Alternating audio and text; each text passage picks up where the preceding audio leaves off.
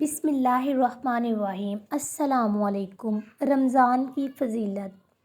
ایک بار موسیٰ علیہ السلام نے اللہ سے پوچھا کہ یا اللہ، جتنا میں آپ کے قریب ہوں، آپ سے بات کر سکتا ہوں، اتنا کوئی اور قریب ہے؟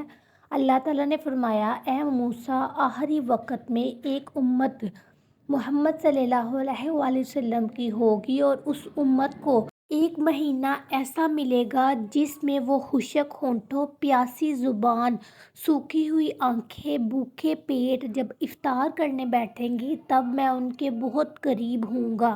موسیٰ، تمہارے اور میرے درمیان 70 پردوں کا فاصلہ ہے، لیکن افطار کے وقت اس امت اور میرے درمیان ایک پردے کا فاصلہ بھی نہیں ہوگا، اور جو دعا وہ مانگیں گے اسے قبول کرنا میری ذمہ داری ہوگی۔ سبحان اللہ۔